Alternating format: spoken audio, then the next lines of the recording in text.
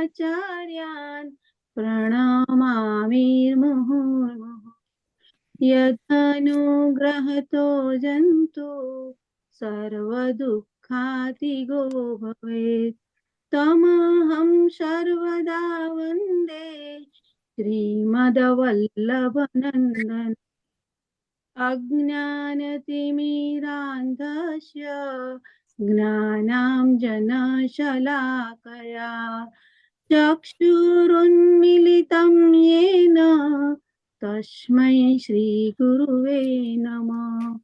નમામિ હૃદયે શેષે દીપાક્ષિરાબ્ધિનાયનમ લક્ષ્મી સહસ્ર લીલાભિ સેવ્યમાનમ કલાનિધિમ ચતુર્ભિશ્ચ ચતુર્ભિશ્ચ ચતુર્ભિશ્ચ ત્રિભિस्तथा સર્પિવિરાજતે યૌષો પંચધારુદયે મમ પંચધારુદયે મમ પંચધારુદયે મમ. શ્રી વલ્લભાધીશ કી જય. શ્રી કૃષ્ણ કનૈયા લાલ કી જય. જય શ્રી કૃષ્ણ સર્વે વૈષ્ણવોને. જય શ્રી કૃષ્ણ બધા વૈષ્ણવને જય શ્રી કૃષ્ણ. આજે આપણે આજના સત્સંગના ટોપિકમાંથી શરૂ કરીશું. તો સત્સંગનો ટોપિક કૃષ્ણ સેવા નો આપણે કૃષ્ણ સેવા ફિલોસોફી વિશે આપણને કન્ટિન્યુઅસલી જે કહી રહ્યા છે, લાસ્ટ ટાઈમની વાત ચાલતી હતી એના વિશે આપણને હસમુખ અંકલ કન્ટિન્યુ કરશે. Go ahead. સૌ જીવોને હસમુખ શાહના જય શ્રી કૃષ્ણ, જય શ્રી વલ્લભ, એમનો પ્રણામ.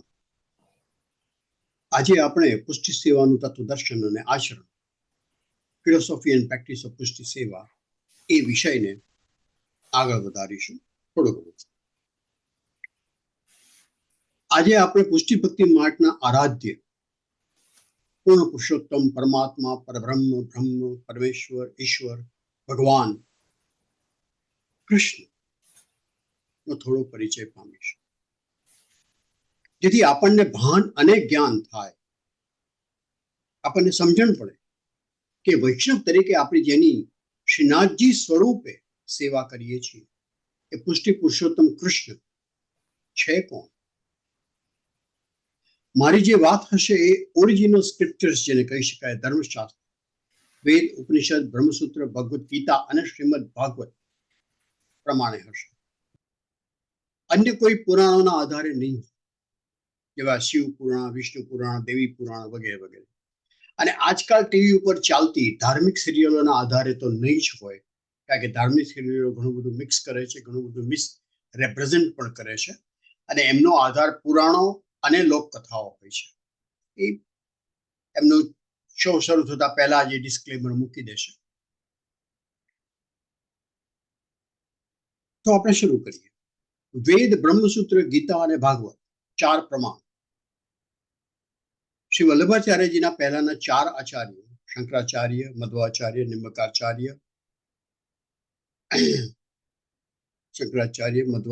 નિમ્બકાચાર્ય, રામાનુજાચાર્ય, એ 4 આચાર્યોએ 3 પ્રમાણ લીધા, વેદ, બ્રહ્મસૂત્ર અને ગીતા. એમાં જે એક વાક્યતા હતી એના ઉપર એમણે ટીકા કરી અને બેઝિકલી બ્રહ્મસૂત્ર ઉપર મોટી થીસિસ લખી, એટલા માટે આચાર્ય કહેવાય, ટીકા લખી. શ્રીમદ વલ્લભાચાર્યજીએ એની અંદર ભાગવત, શ્રીમદ ભાગવતનું એક પ્રમાણ એડ કર્યું, એટલા માટે કે ભાગવત એ ભક્તિ શાસ્ત્ર છે, ભક્ત શાસ્ત્ર છે અને ભગવદ શાસ્ત્ર છે. માટે આ 4 પ્રમાણ મુજબ કૃષ્ણ જ પરબ્રહ્મ, પરમાત્મા, સુપ્રીમ ગોડ છે, અન્ય કોઈ નહીં. પરબ્રહ્મ કૃષ્ણ જ સૃષ્ટિના સર્જક છે, સંવર્ધક છે એટલે કે સંભાળ લેનાર છે, અને સંહારક પણ છે. બ્રહ્મા, વિષ્ણુ, શિવ એટલે કે મહેશ એટલે કે મહાદેવ, એ ત્રણેય પરમાત્મા કૃષ્ણના જ 3 રૂપ, 3 વિભૂતિ છે. અન્ય દેવ, દેવી, દેવતા પણ કૃષ્ણની જ વિભૂતિઓ, મેનિફેસ્ટેશન્સ છે. ભગવાન કૃષ્ણ ખુદ એમની ગીતામાં આવું કહે છે. અને એ કૃષ્ણના વિધાનોના આધારે જ શ્રી મહાપ્રભુજી પણ એ જ કહે છે કે કૃષ્ણ આપ જ પરબ્રહ્મ છો. અને આ જ સત્ય ઉપર, આને હું હકીકત નહીં કહું, આને હું સત્ય કહીશ, જે વેદ બ્રહ્મસૂત્ર એટલે વેદોમાં જે ફિલોસોફી છે એનો જે નિચોડ એ બ્રહ્મસૂત્ર. ભગવદ્ ગીતા અને શ્રીમદ ભાગવતમાં જે એક વાક્યતા છે, જ્યાં સરખાઈ છે જે સ્ટેટમેન્ટોમાં, એના આધારે શ્રી મહાપ્રભુજી પણ કહે છે કે હે કૃષ્ણ આપ જ પરબ્રહ્મ છો. બેઝિકલી પરબ્રહ્મ એટલે કે સુપ્રીમ ગોડ છે.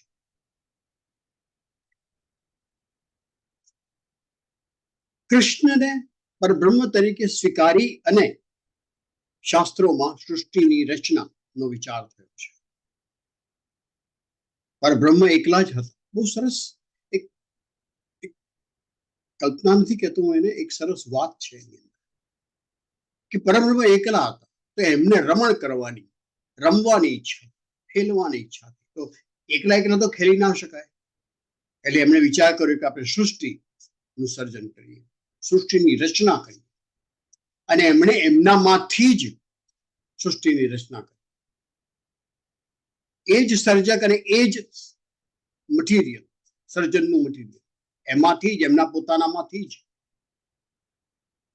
સૌથી પહેલું બનાવ્યું એમણે અક્ષર બ્રહ્મ, અક્ષરધામ જેને કહીએ છીએ, એક પ્લેટફોર્મ. એ અક્ષર બ્રહ્મ ની અંદર એમણે 3 ગુણ મૂક્યા. બહુ જરા કમ્પેરેટિવલી બ્રીફમાં કહી રહ્યો છું, ડિટેલમાં ક્યારેક બહુ લાંબુ ચાલે તો કલાકનું વાર્તાલાપ થઈ જાય. એ અક્ષર બ્રહ્મમાં એમણે રજસ, તમસ અને સત્વ એ 3 ગુણ ઉમેર્યા.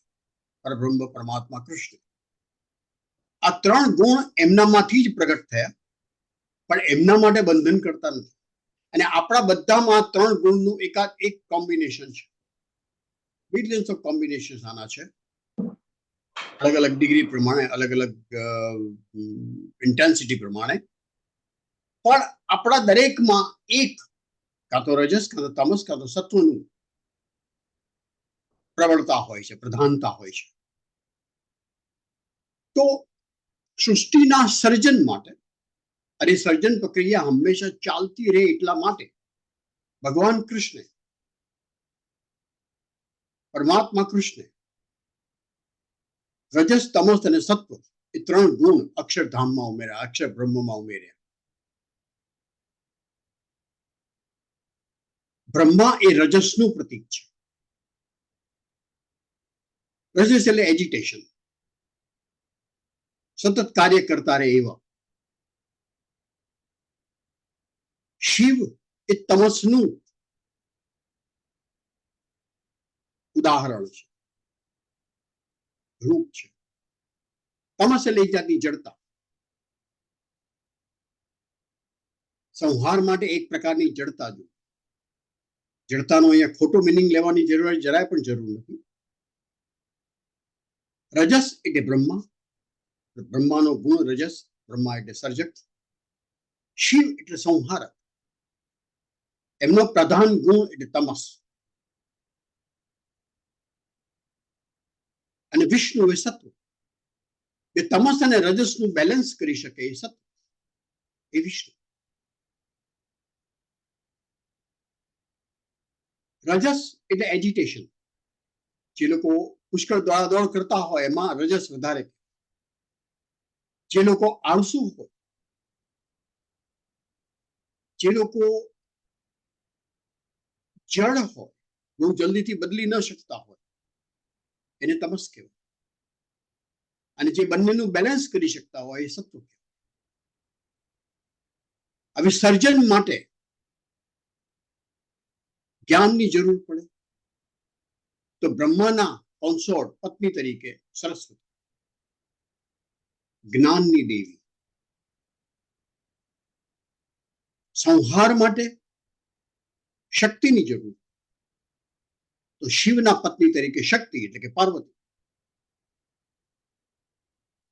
અને સૃષ્ટિને મેન્ટેન કરવા માટે, એનું સંવર્ધન કરવા માટે, એને સાચવી રાખવા માટે, એને સંભાળ લેવા માટે રિસોર્સિસની જરૂર પડે.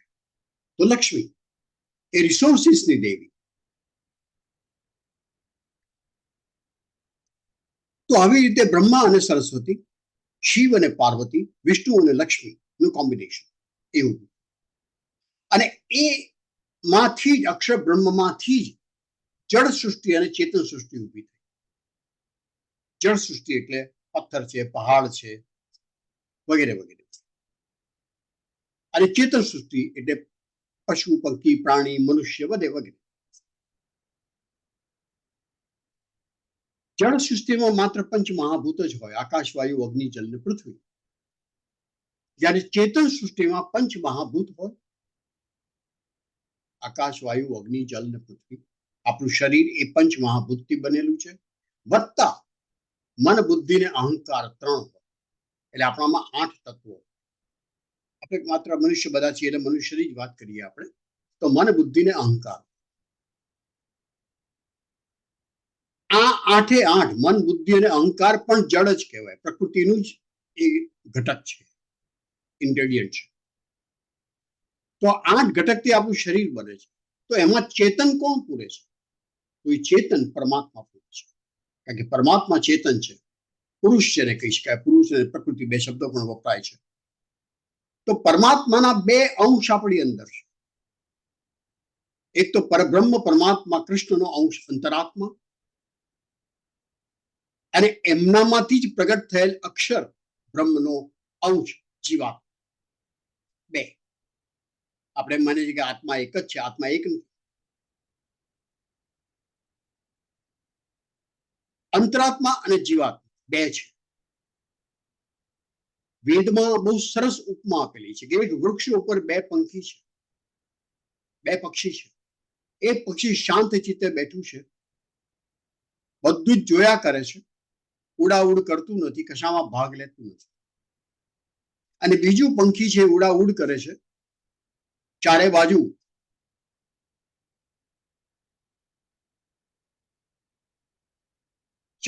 નજર દોડાવે છે.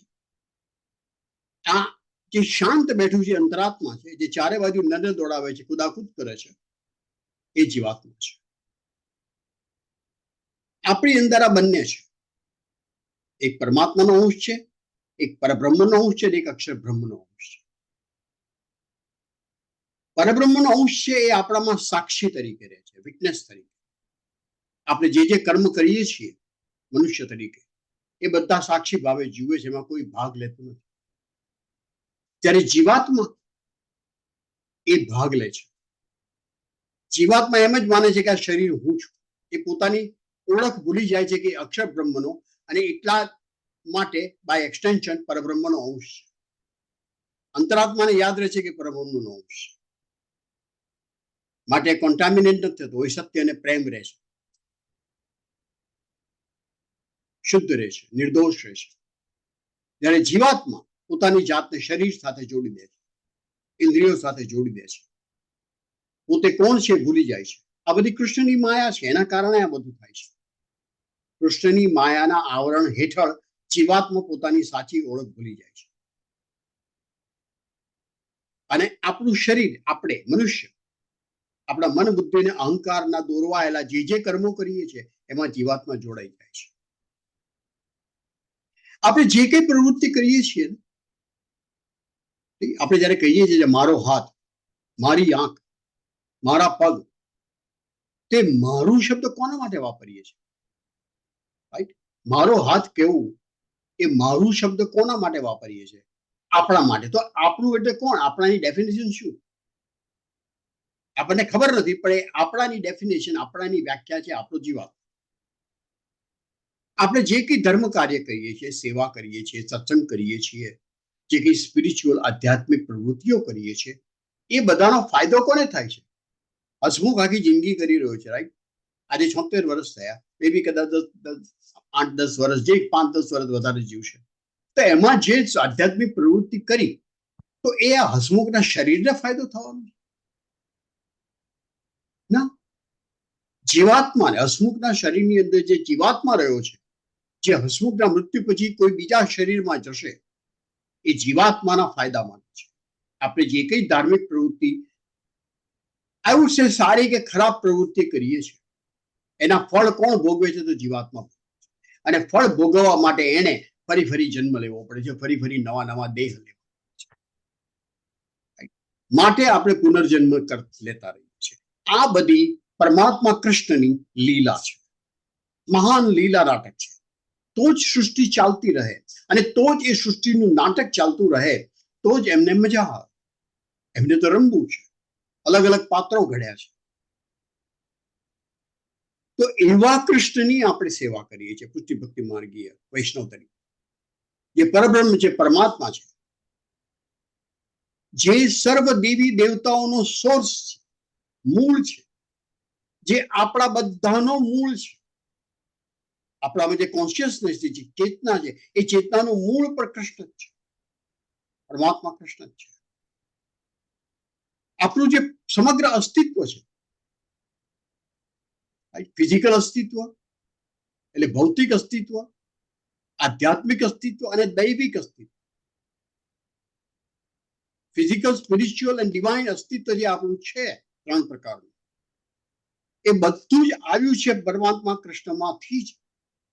એમાંથી જ આપણે પ્રગટ થયા છે અને એમાં જ સમાવાના છે અલ્ટિમેટલી. તો બીજો એક પ્રશ્ન અહીંયા થાય કે તો વિષ્ણુના અવતાર તરીકે જે કૃષ્ણનું વર્ણન કરવામાં આવે છે એ કોણ? જો કૃષ્ણ પરબ્રહ્મ છે, સૌથી ઉપર બિરાજમાન છે, એમાંથી જ સર્વ દેવી દેવતા અને આપણે બધા સૃષ્ટિમાં જેટલા પદાર્થો છે એ બધા પરબ્રહ્મ પરમાત્મા કૃષ્ણમાંથી જ પ્રગટ થયા છે. આ મારા વચનો નથી, ભગવદ્ ગીતામાં શ્રી કૃષ્ણના પોતાના વચનો છે. આપણે બધા એ શ્લોક સત્સંગમાં વાંચી ગયા છીએ, અનુવાદ સાથે, કદાચ તો ખાલી શ્લોક બોલ્યા હશે, પરંતુ એની સમજ એવી છે કે કૃષ્ણ કહે છે કે આ બધાનો સોર્સ હું જ છું, એ બધું જ મારામાંથી જ પ્રગટ થયું છે. સર્વ દેવી દેવતા એ બધા જ મારી જ વિભૂતિ છે, મારા જ મેનિફેસ્ટેશન્સ છે. અને તમે જ્યારે એની પૂજા કરો છો, એની સેવા કરો છો, એના ઉપર શ્રદ્ધા રાખો છો, તો એ શ્રદ્ધા અલ્ટિમેટલી મને જ પહોંચે છે, કારણ કે સર્વ નદીઓના જળ સાગરમાં જ જાય છે. અને એના ઉપર શ્રદ્ધા રાખીને એ તમને જે ફળ આપે છે, કોઈ ફળ માટે તમે એની સેવા પૂજા કરો છો, તો જે ફળ આપે છે એ પણ એમના દ્વારા હું જ આપું છું. આ કૃષ્ણના વિધાન છે ભગવદ્ ગીતામાં. ગીતા એક બહુ સુંદર સરસ સોર્સ છે કૃષ્ણને સમજવા માટે. કૃષ્ણ કોણ છે, એનો 9મો 10મો 11મો અધ્યાય જો બહુ ધ્યાનથી એના પરની ટીકા વાંચીએ, કોઈકના પ્રવચન સાંભળીએ, તો આપણને અંદાજ આવે કે કૃષ્ણ કોણ છે. મોટા ભાગના લોકો માટે કૃષ્ણ કોણ છે? તો કે ભાઈ વિષ્ણુના 8મા અવતાર, બલરામ અને કૃષ્ણ 7મા અને 8મા અવતાર. બે વાત છે આની. એક તો અવતાર કૃષ્ણ છે અને એક અવતારી કૃષ્ણ છે. અવતારી કૃષ્ણ એ પરબ્રહ્મ છે, પરમાત્મા છે. અવતારી ઓવરઓલ જેમાંથી બધા અવતાર પ્રગટે છે, બ્રહ્મા વિષ્ણુ મહેશ, વિષ્ણુના અલગ અલગ અવતારો, એ અલ્ટિમેટલી તો પરબ્રહ્મ કૃષ્ણ જે અવતારી કૃષ્ણ છે એમાંથી પ્રગટ છે. અને જે અવતાર કૃષ્ણ છે એ જરૂર વિષ્ણુના 8મા અવતાર છે, જે સૃષ્ટિના સંવર્ધન માટે, સૃષ્ટિને સાચવવા માટે, સૃષ્ટિને સંભાળવા માટે, આપણે જેમ માનીએ છીએ એવી રીતે આપણે જેમ સાંભળીએ છીએ અને સ્વીકારીએ છીએ કે અધર્મનો નાશ કરીને ધર્મનો રીએસ્ટાબ્લિશ કરવા માટે કૃષ્ણ અહીંયા પધાર્યા હતા, અવતાર લીધો.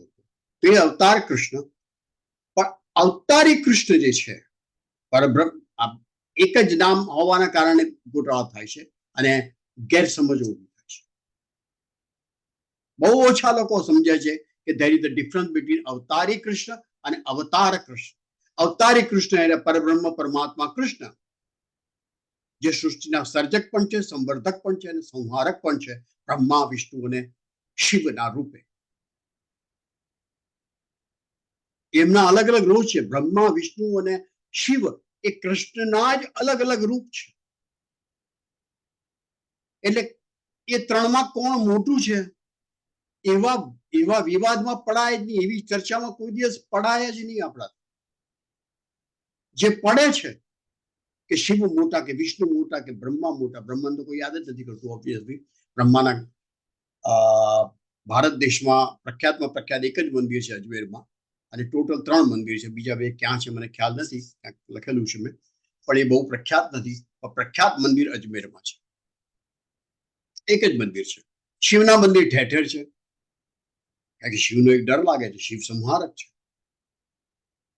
અને વિષ્ણુના અલગ અલગ અવતાર છે. બ્રહ્માના કોઈ અવતાર નથી, શિવના કોઈ અવતાર નથી, વિષ્ણુના અવતાર છે. 24 અવતાર ગણાય છે શ્રીમદ ભાગવત પ્રમાણે. એમાંથી 10 મુખ્ય અવતાર છે જે આપણે સાંભળી ચૂક્યા છીએ, વાંચી ચૂક્યા છીએ. શ્રીમદ ભાગવતના વર્ણવ્યા પ્રમાણે 24 અવતાર છે, મુખ્ય 10 છે. તો વિષ્ણુને સૃષ્ટિની સંભાળ લેવા માટે, સૃષ્ટિને સાચવવા વારંવાર અવતાર લેવા પડે. શિવને તો સંહાર જ કરવાનો છે, માટે એમને અવતાર લેવાની જરૂર નથી પડતી. બ્રહ્માએ સર્જન કર્યું છે, એમને પણ અવતાર લેવાની જરૂર નથી. તો અવતાર વિષ્ણુના જે છે એમાં એક અવતાર છે કૃષ્ણ. પણ વિષ્ણુ પોતે જ જો કૃષ્ણના મેનિફેસ્ટેશન છે, કૃષ્ણની જ વિભૂતિ છે. કૃષ્ણ પોતે આ કહે છે. કયા કૃષ્ણ કહે છે? અવતારી કૃષ્ણ કહે છે, પરબ્રહ્મ કૃષ્ણ કહે છે. અને આપણને શ્રી વલ્લભાચાર્યજી જે કૃષ્ણની સેવા કરવાનું કહ્યું છે, શ્રીનાથજી જે કૃષ્ણનું સ્વરૂપ છે, એ સ્વરૂપ છે પૂર્ણ અવતાર કૃષ્ણ. જ્યારે અવતાર કૃષ્ણ અને અવતારી કૃષ્ણ બંને એક જ હતા, પૂર્ણ રૂપે પ્રગટ થયા હતા સારસ્વત કલ્પમાં. પુષ્ટિ માર્ગના પુસ્તકો વાંચ્યા હશે, તેની અંદર શબ્દ આવે છે સારસ્વત કલ્પમાં પ્રગટ થયેલા કૃષ્ણ. તો દરેક કલ્પમાં કૃષ્ણ પ્રગટે છે, દરેક કલ્પમાં રામ પ્રગટે છે, દરેક કલ્પમાં શિવ પ્રગટે છે. આખું ચાલ્યા જ કરે છે. આપણે કલ્પની વાત આપણે ફરી એકવાર કરીશું કોઈ વખતે, મે બી નેક્સ્ટ ટાઈમ આલ ટેક ધેટ વન. સમજવાની જરૂર છે. અત્યારે શ્વેત વારાહ કલ્પ ચાલે છે. એક કલ્પ એટલે 4.32 billion year, billion with B, 4.32 billion years એટલે એક કલ્પ. અને શ્વેત વારાહ પહેલાના કલ્પની પહેલાનો કલ્પ એ સારસ્વત કલ્પ. તો આપણને શ્રી મહાપ્રભુજીએ જે કૃષ્ણની સેવા કરવાનું કહ્યું છે, એમના વંશજો જે આપણા ગુરુદ્વાર છે, એ આપણને જે ઠાકોરજી પધરાવી આપે છે આપણા માથે સેવા કરવા માટે. શ્રીનાથજી જેનું સ્વરૂપ છે, એક ફોર્મ છે, એ કૃષ્ણ એ પૂર્ણ પુરુષોત્તમ છે. આપણે પૂર્ણ પુરુષોત્તમ શબ્દ જ વાપરીએ છીએ. અને એ સારસ્વત કલ્પમાં અવતારેલું છે. શ્રીમદ ભાગવતમાં આપણે જે વિવિધ લીલાઓ કૃષ્ણની સાંભળીએ છીએ, વાંચીએ છીએ, એ બધી લીલાઓ એમણે અલગ અલગ કલ્પમાં કરેલી છે, એક ઠેકાણે ભેગી થયેલી છે. ભાગવત, શ્રીમદ ભાગવત એ અલગ અલગ કલ્પમાં કૃષ્ણે આવી અને લીલાઓ કરેલી છે. કોઈક સારસ્વત કલ્પમાં કરેલી છે, કોઈ બીજા કોઈ કલ્પમાં કરેલી છે. આ સાયકલ ચાલ્યા જ કરે છે. આપણે સમજીશું નેક્સ્ટ ટાઈમ, હજી જરા બહુ લાંબુ થઈ જશે. તો અવતારી કૃષ્ણ અને અવતાર કૃષ્ણ બંને અલગ છે. અવતાર કૃષ્ણ છે વિષ્ણુનો 8મો અવતાર છે. અવતારી કૃષ્ણ એ છે કે જેની વિભૂતિ વિષ્ણુ છે. અવતારી કૃષ્ણ એ છે જે પરબ્રહ્મ પરમાત્મા કૃષ્ણ છે, જેમાંથી બધું જ પ્રગટ થયું છે. સમગ્ર સૃષ્ટિ ઇન્ક્લુડિંગ બ્રહ્મા, વિષ્ણુ અને શિવ અને અન્ય બધા દેવો. તો આપણે આપણી જાતને ધન્ય માનવી જોઈએ વૈષ્ણવ તરીકે કે શ્રી મહાપ્રભુજીએ આપણને પરબ્રહ્મ શ્રી કૃષ્ણ પધરાવી આપ્યા છે. આપણે એને ભગવાન કૃષ્ણ કહીએ, આપણા ઠાકોરજી કહીએ, જે કહીએ, છે તો એ પૂર્ણ પુરુષોત્તમ છે, તો એ પરબ્રહ્મ જ છે, તો એ પરમાત્મા જ, પરમેશ્વર, ઈશ્વર, ભગવાન, બ્રહ્મ, જે નામ હોય એમને આપણે દેવ નથી કહેતા, આપણે એમને મહાદેવ નથી કહેતા, આપણે એમને દેવી નથી કહેતા, આપણે એમને દેવતા નથી કહેતા. આપણે એમને કહીએ છીએ ઠાકોર, ભગવાન કૃષ્ણ. શ્રી મહાપ્રભુજી એમને પરમાત્મા પરબ્રહ્મ કૃષ્ણ કહે છે. તો પુષ્ટિ ભક્તિ આ સઘળી વાતનો સાર એટલો જ કે પુષ્ટિ ભક્તિ માર્ગના વૈષ્ણવ તરીકે જેમની આપણે સેવા કરીએ છીએ, જેમને આપણે પ્રેમ કરવાની કોશિશ કરી રહ્યા છીએ, એ આપણા આરાધ્ય ભગવાન કૃષ્ણ જ પરબ્રહ્મ છે. અને આ જ કારણે આપણે અન્ય કોઈ દેવ દેવી દેવતાના શરણે જવાની જરૂર હોતી નથી. જઈએ જુદી વસ્તુ છે, હોતી નથી. આજે અહીં જ વિરમું. આ વિષય વિશે વધુ વાત હવે પછીના સત્સંગ સત્રમાં કરીશું. આપ સૌ આપના મન હૃદય ખુલ્લા કરીને મને સાંભળો છે, મારું સદભાગ્ય છે. આપ સૌનો આભાર. મને વાર્તાલાપ માટે નિમંત્રણ આપવા બદલ સેજલબેનનો આભાર. જય શ્રી કૃષ્ણ. જય શ્રી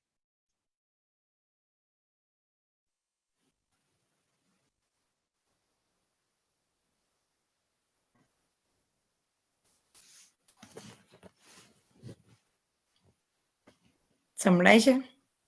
હાજી, મને તો સંભળાય છે. આજે બેન્ડવિથ છે ને તે ઝૂમ માં બહુ જ ડિસ્ટર્બન્સ આવ્યા કરે છે. Thank you Hasmukh uncle. જય Shri Krishna. Yeah, I was keep getting this low bandwidth messages this whole time. તારામાં હશે કદાચ, અહીંયા બરાબર છે. Mm, બધાનું અલગ yeah. અલગ. Yeah. હું તો બીચ Thank પર you, હોય એવું લાગે. No, I think my daughter મને different background મૂકી દીધું આજે. એ લોકો કર્યા કરે છે changes. They like to do different changes. મેં કહ્યું સત્સંગમાં જ હું બીચ પર નથી તો પણ એને મૂકી દીધું છે. Thank you though anyways. It was nice. Very nice. Thank you. તમે અમારી સાથે જોડો છો અને અમને આટલું ઇન્ફોર્મેશન આપો છો દરેક સબ્જેક્ટ વિશે. ખૂબ જ આનંદ આવે છે અને કંઈ ને કંઈ જાણવા મળે છે એવરી ટાઈમ. આપણે આઈ થિંક કલ્પેશ અંકલ પણ આવ્યા છે, તો કલ્પેશ અંકલનો આપણે ટોપિક એમની પાસે જે છે ટોપિક એના વિશે વાત કરી લઈએ. Kalpesh uncle, are you there? Yeah, he's here. Kalpesh uncle, જય શ્રી કૃષ્ણ. જય શ્રી કૃષ્ણ કલ્પેશ અંકલ. હા, જય શ્રી કૃષ્ણ. જય વલ્લભાધીશ. શ્રી કૃષ્ણ. વલ્લભાધીશ. સેજલ, સૌભાગ્ય સેજલ, સૌભાગ્ય. એક રિક્વેસ્ટ કરું કે આઈ જસ્ટ સીન ટુડે, હું જ્યારે વાત કરતો ત્યારે ઘણા બધા વિડીયો એકદમ પોપઅપ થાય છે અને they are doing something, right? Yes.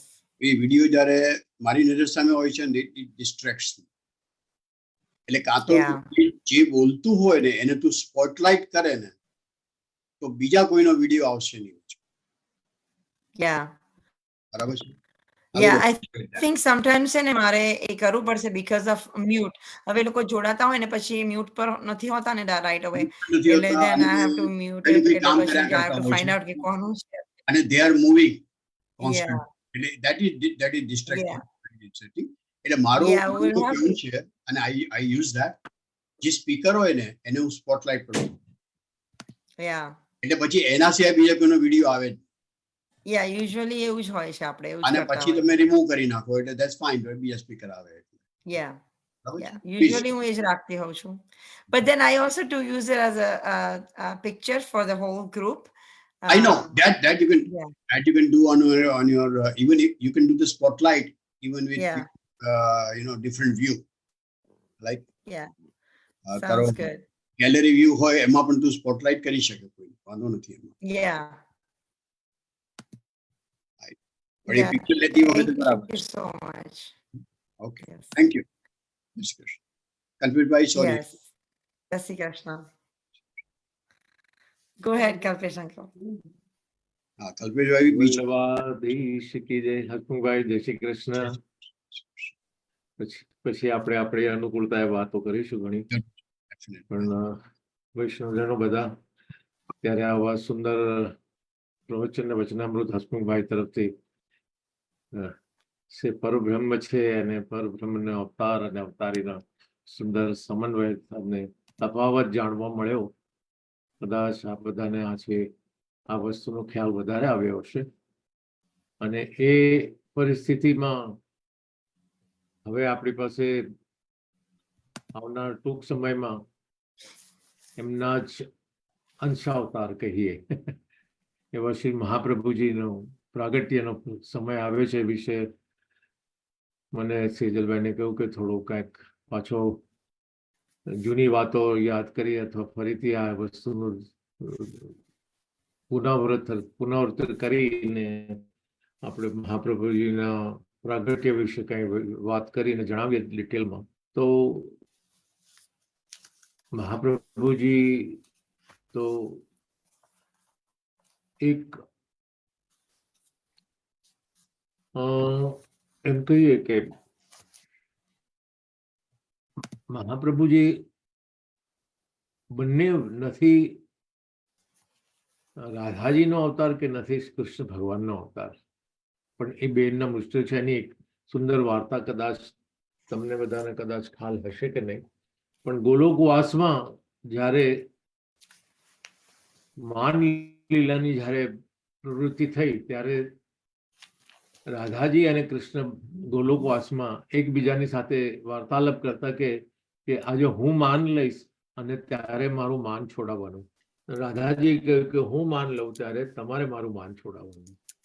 એટલે હું રિસાઈ જઈશ એવું કહેવાય આપણી લૌકિક ભાષામાં. તો તમારે મને મનાવવાના. અને રાધાજી કહે કે હું રિસાઈ જાઉં તો તમારે મને મનાવવાના. તો કૃષ્ણ ભગવાને તો રાધાજીને સરસ સુંદર મજાની વાંસળી વગાડી, વેણું કરી, વાત કરી અને એમની સાથે એમના સુંદર આમના એમ કહેવાય કે અંગોપાંગ અને અથવા એમની ચેષ્ટાઓ દ્વારા રાધાજીને બહુ જલ્દી જ માન કરી લીધું. પણ એ માન્યા નહીં. ત્યારે કૃષ્ણ ભગવાને કીધું કે હવે હું માન લઉં છું તો તમે મને રીઝાવવાનો પ્રયત્ન કરો. તો એ માન લઈને બેઠા તો એ બી રીઝાયા ને. એટલે બેઉ એકબીજાથી સક્સેસફુલ ન ગયા, એટલે બેઉ એકબીજાથી વિમુખ થઈને માન લઈને બેસી ગયા. ત્યારે એમના સખીઓ લલિતાજી અને ચંદ્રાપાલીજી, વિશાખાજી આવીને બહુ જ ખૂબ જ પ્રયત્ન કર્યા કે ભાઈ આ બેઉ જણને માન કેવી રીતે છોડાવવું. અને પછી એ માન છોડાવવા માટે લલિતાજીએ કે ચંદ્રાવલીજીએ વિચાર કર્યો કે આપણે યમુનાજીને વિનંતી કરીએ કે એ આવીને આ બેઉ જણનું માન છોડાવે. અને પછી એ જ્યારે યમુનાજી આવીને પોતે કૃષ્ણનો વેશ ધારણ કરી, મુકુટ કાછની પહેરી અને આબેહૂબ કૃષ્ણનો ભાવ તૈયાર કરીને પછી જ્યારે એમને એ ત્યાં એમની સામે પ્રગટ થયા તો કૃષ્ણ ભગવાન ખૂબ જ આનંદને હર્ષાલોત એકદમ હર્ષમાં આવી ગયા અને ખુશ થઈ ગયા.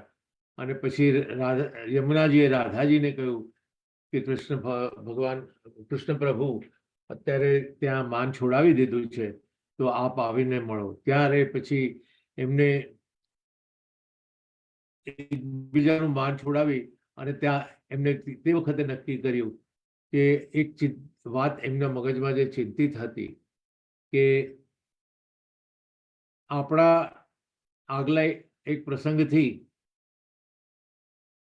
આપણા જે પોતાના જીવો હતા એ આપણાથી છૂટા પડ્યા હતા. એનો જે પ્રસંગ જુદો છે કે જે ધરતી પર છૂટા પડ્યા હતા, એમના ગળામાં જે માળાજી હતી એ માળાજી વિખેર થતા.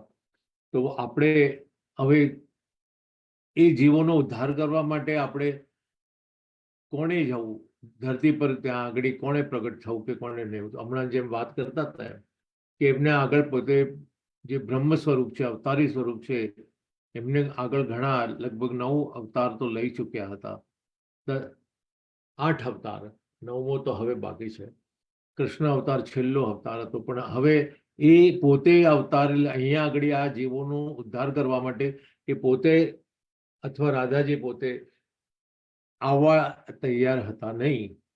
તો એમાંથી એમને પોતાના બેઉમાંથી એક ત્રીજો સ્વરૂપ ઊભું કર્યું.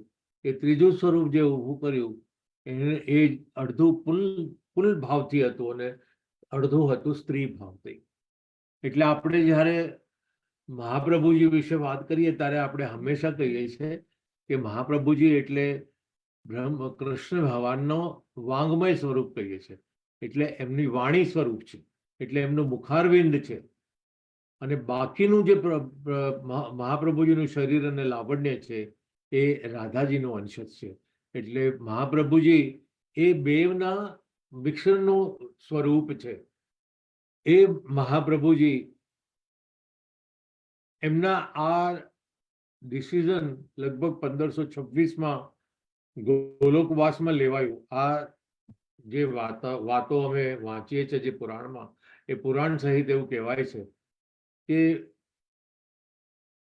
આ ડિસિઝન ત્યારે કે ભાઈ નીચે આપણે અવતાર લેવાનો છે, આપણે એવા અંશાવતારનો આપણે પ્રાગટ્ય કરીએ કે ત્યાં આગળ પ્રાદુર્ભાવ કરીએ, જન્મ આપીએ કે ત્યાં જઈને જે આ જીવો છૂટા પડી ગયેલા છે એનું આપણે કેવી રીતે ત્યાં બેઠા બેઠા જે આપણને અહીંયા ચિંતા થાય છે એ માટે આપણે જીવોનો ઉદ્ધાર કરવા માટે કોઈક આપણે આપણું પોતાનો વંશજ અવતારને મોકલીએ.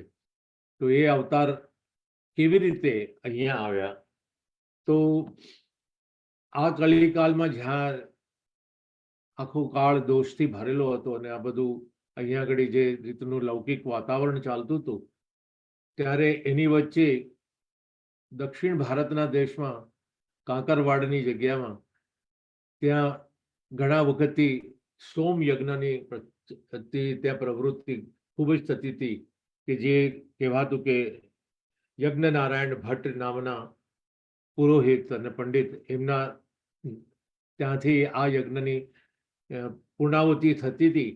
અને એમાં એમને જ્યારે 31 યજ્ઞ પૂરા કર્યા નારાયણ ભટ્ટે, ત્યારે એ યજ્ઞમાંથી ખુદ પ્રભુ ત્યાં પ્રગટ થયા અને એમને વચન આપ્યું કે તમારા પરિવારમાંથી તમારે ત્યાંથી 100 યજ્ઞ પૂરા થશે ત્યારે 100મા યજ્ઞ પછી હું મારો અંશાવતાર ને પ્રગટ કરીશ તમારા ત્યાં, તમારા કુટુંબોમાં, જે કુટુંબમાં અવતરી આ જીવોનો ઉદ્ધાર કરશે. આવો જે આજ્ઞા આપીને ગયા, એ આજ્ઞા આપીને એટલો સમય પૂરો થતા 1535 થઈ ગઈ. ને 1535માં જે એમના છેલ્લા પુત્ર હતા એ વંશજના ભટ્ટ પરિવારના શ્રી લક્ષ્મણ ભટ્ટ, એ એમના 2 પત્ની હતા. એક ઇલ્લમાચાર્યજી અને બીજા હતા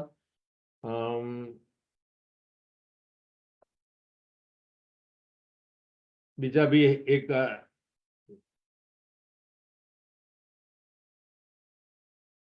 એમનું નામ મને અહીંયા આગળ આપતું નથી. યલ્લમાગારુ અને ઇલ્લમાગારુ 2 હતા. એટલે 2 પત્નીઓના સહયોગ વડે એમને છેલ્લા 5 સોમયજ્ઞ પૂરા કરવાના હતા અને 5મો સોમયજ્ઞ પતાવ્યો જ્યારે 95 આગળ એમના આગળ વંશજો પૂરા કર્યા હતા. 31, પછી 30, પછી બીજા 31, પછી 26, એવી રીતે 95 કર્યા હતા અને 5 શ્રી લક્ષ્મણ ભટ્ટના હિસાબમાં બાકી રહ્યા હતા. અને જ્યારે એ પૂર્ણ થયો પછી જે ત્યાં આગળ એ સમય કાળમાં થોડો ઉપદ્રવ થયો અને પછી એમને કાશી આવ્યા હતા. તો કાશીથી પાછા ફરતા જે સમય થયો એ સમયે લગભગ 8 થી 9 વર્ષ થયો. 1526ના યજ્ઞમાં થયેલા યજ્ઞ પછી મહાપ્રભુજીનું પ્રાગટ્ય ત્યાં પેલા રસ્તામાં આવતા ચંપારણ્ય ગામની નજીક ત્યાં જે જંગલનું ચંપારણ્ય જંગલ હતું, વન હતું, ત્યાં એમનો પ્રાગટ્ય રૂપે થયું કે એમ કે ભાઈ ચલો નિસ્તેજ બાળકનો જન્મ થયો. પણ રાતના સ્વપ્નમાં એમને આવ્યું કે હું નિસ્તેજ નથી, હું ઓલરેડી પ્રગટી ચૂક્યો છું. એ હું પ્રગટીને અહીંયા આગળ એક ઝાડની બખોલમાં ત્યાં મારું શરીર એટલે મારું પાર્થિવ છે શરીર, આપ મને આવીને સ્વીકાર કરો. ત્યારે બે જણા પાછા આવીને એમની આસપાસ જે અગ્નિ પ્રગટ્યો હતો એ પ્રગટી વચ્ચે ઇલ્લમાગારો માતાશ્રી એ પોતે પોતાના આ પુત્રને જોઈને એટલા ખુશ થઈ ગયા અને એ ખુશ થઈને એમને છાતી સરસો ચાપ્યું અને એમના પોતાના સ્તનમાંથી દૂધપાન કરાવીને એ વસ્તુનો ઉલ્લાસ કર્યો. એટલે એ પ્રાગટ્ય આપણા મહાપ્રભુજી જે એક ગોલોકવાસમાં કૃષ્ણ અને રાધિકાના ની ઈચ્છા અને અવતાર કે મનોરથના રૂપે આ મહાપ્રભુજીનો અહીંયા જન્મ થયો, અહીંયા અવતાર થયો. તમને એમના અવતાર વિશે થોડી, કારણ કે બહુ લાંબી, આ તો ઘણી મોટી વાત છે કે ભાઈ મહાપ્રભુજી વિશે બોલવું, અને એમના માટેનું પણ આપણી પુષ્ટિ માર્ગની દ્રષ્ટિએ એમની ઓલરેડી વધાઈ સુદ 11 શરૂ થઈ ગઈ છે. અને એમનું જે પ્રાગટ્ય દિવસ છે ચૈત્રવદ 11, એ પ્રાગટ્ય દિવસે આપણે એમનો એ પ્રાગટ્ય ઉત્સવ મનાવીશું. એમના મૂળ વતન કાકરવાડ આંધ્રપ્રદેશમાં તમે જોશો કે ભક્તિનો ઉદય હંમેશા દક્ષિણ ભારતથી જ થયો છે. આગળના 4 મહાન આચાર્ય બી ત્યાં જ એમનો પ્રાગટ્ય હતું, એમનો જન્મ ત્યાં તો હતો, અને આપણા શ્રી વલ્લભ પ્રભુ એ ત્યાં જ હતા. પણ અલ્ટિમેટલી એ ભક્તિ ફરતી ફરતી, જેમ આપણે ભાગવતજીમાં સાંભળ્યું હશે કે જ્યારે વ્રજમાં આવી અને ભાગવતજીનું પારાયણ સાંભળ્યું ત્યારે ભક્તિ ત્યાં આગળ ફળીભૂત થઈને ટોટલી પોતાના ઓરિજિનલ સ્વરૂપમાં આવી. ત્યાં એમના 2 પુત્રો સત્ય અને ધર્મ એ 2 એમનામાં પ્રજ્વલિત થયા. પણ વચ્ચે ગુજરાતમાં એ મુરઝાઈ ગઈ, દુબળી પડી ગઈ, બીમાર પડી ગઈ, જાણે એ શબ્દો આપણે વાપરી શકીએ. પણ વ્રજમાં જેવું નારદજીનો એમને મિલાપ થયો ત્યારે નારદજીએ જે ભાગવતજીનું પારાયણ કરાવડાયું એ જ્યારે એમને સાંભળ્યું ત્યારે એ ભક્તિ એટલે ખરેખર વ્રજમાં જે આજે કહીએ કે ભક્તિનું ખરેખર સ્વરૂપ, એટલે પહેલા ઠાકોરજી એ જ કીધું કે આગળની તમારું જ્ઞાન એટલે જ્ઞાન તમારો યોગ કે કર્મયોગ કરતા તમે આવા કાળમાં ભક્તિ રૂપે તમે પ્રભુને વધારે પામી શકશો. તમારી પોતાની સાત્વિકતા અને તમારામાં જે ગુણ છે એ ગુણને એનો તમે પૂરેપૂરો ઉપયોગ કરી અને તમે તમારા પોતાના લાભાર્થે અથવા મનુષ્ય તરીકે તમે જીવ જે છે છૂટા પડ્યા છે, પ્રભુને પામવાનો એક જ માર્ગ છે કે જે ભક્તિ માર્ગ છે. અધ્યયન એમનું ઉપનયન એટલે એમનો જનોઈ સંસ્કાર કરાવ્યું 1540માં ચૈત્ર સુદ 9ની કાશીમાં. એમનો વિવાહ થયો અષાઢ સુદ 5માં શ્રી મહાલક્ષ્મીજી સાથે. કનકાભિષેક કર્યો. તમને ખબર છે કે વિદ્વાનોની વિધાનસભામાં વિદ્યાનગરમાં શાસ્ત્રાર્થ દિગ્વિજય પ્રાપ્ત કર્યો અને રાજા કૃષ્ણદેવે કનકાભિષેક કર્યો અને વિદ્વાનોએ આપશ્રીને આચાર્ય તિલક કર્યું. ત્યાં આગળ એમનો કનકાભિષેક એટલે એમનો જે મનોરથ હતો રાજાનો કે જે વિદ્વાન આ માયાવાદનું ખંડન કરશે અને એમાં જે વસ્તુનો યથાર્થ આપણને બધાને સમજાવશે એ મહાનુભાવને હું સુવર્ણ મુદ્રાથી તોલીશ. ત્યારે આપણા મહાપ્રભુજીએ એ પોતાની જે સુભદ્રા તેમને તોલીને જે મુદ્રાઓ આપવાનું જ્યારે એમને અર્પણ કરવાનું જ્યારે મહારાજાએ વિનંતી કરી ત્યારે ફક્ત એમાંથી 7 મુદ્રા લઈ અને બાકીની મુદ્રા એમને બધા બ્રાહ્મણોમાં વહેંચી દીધી. આ વલ્લભ કુળની પ્રથા હતી. અને ત્યારે બી કોઈ બી વલ્લભ એટલે મહાપ્રભુજીએ ક્યારે કોઈની પાસે આ દ્રવ્યની ઈચ્છા કે આશા રાખી નથી. એ આપણો પુષ્ટિ માર્ગનો મર્મ છે.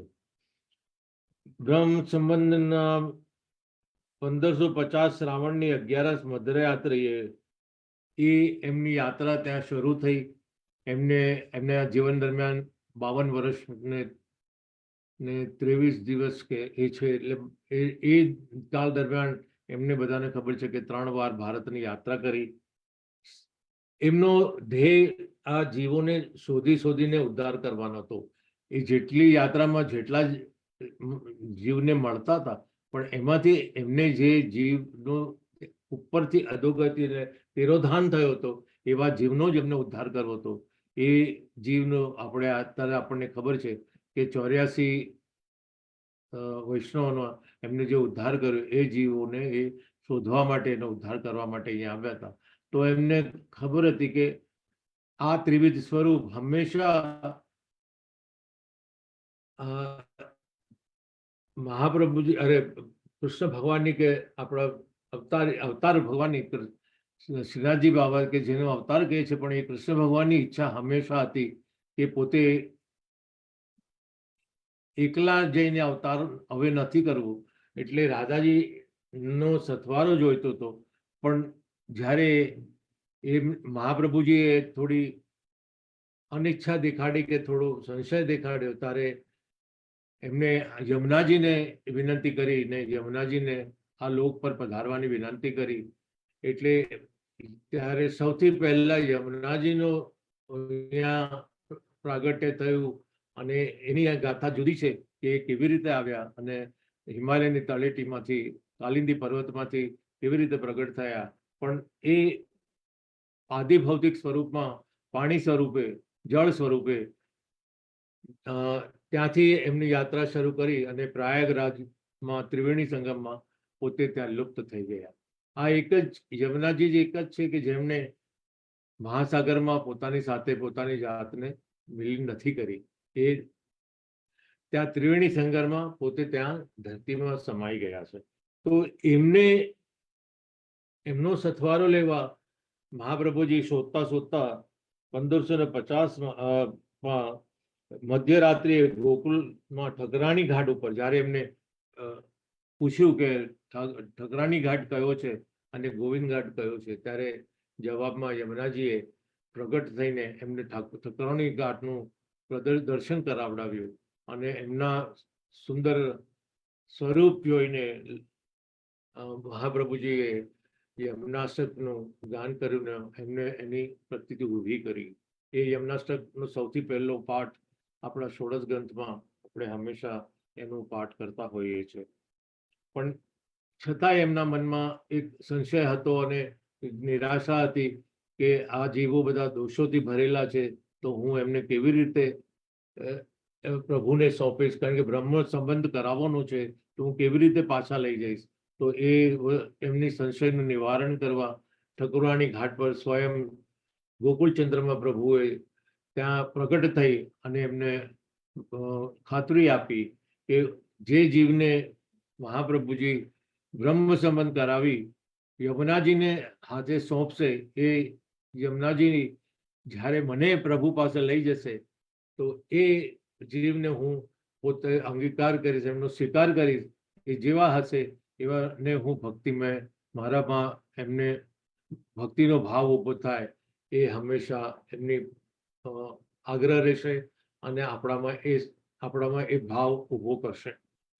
તો કહેવાનો મતલબ એ છે કે જે પુષ્ટિજીવો થયા છે અને આપણે છીએ, તો હંમેશા આપણે પ્રભુ પાસે પહોંચવા માટે હંમેશા મહાપ્રભુજીનો બ્રહ્મ સંબંધ એમની સાથે લઈએ, વલ્લભકુળનો, અને વલ્લભકુળ પછી આપણને યમુનાજીનો ઇન્ટ્રોડક્શન કરાવે છે યમુનાષ્ટકથી અથવા બીજા સુંદર ગાનથી, 41 પદથી, યમુનાજીની આરતીથી. જે યમુનાજી આપણી મૈયાનો સ્વરૂપે છે, એટલે એક માતા સ્વરૂપે આપણને એટલા દયાળુ છે કે આપણને આપણા દોષો દૂર કરી, આપણું નિવારણ કરી અને પ્રભુની સાથે આપણને મિલાપ કરાવે છે.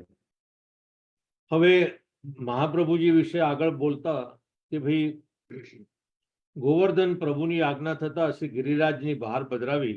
એટલે એ વખતે તમને ખબર છે કે જે દિવસે આ મહાપ્રભુજીનું પ્રાગટ્ય થયું એ જ સમય, એ જ ટાઈમે શ્રીજી બાવાનું ગિરિરાજમાં પણ પ્રાગટ્ય થયું હતું. એ જ્યાં સુધી ત્યાં ખાલી હસ્ત 70 વર્ષ પહેલા ખાલી હસ્ત બહાર કાઢી એ ગિરિકંદરામાંથી ફક્ત એ ત્યાં આગળ એ લોકો તો એમને કોઈ સ્વરૂપ સમજતા નતા, પણ એની પૂજા એવી રીતે કરતા કે જાણે કોઈ નાગ દેવતા હોય એવી રીતે.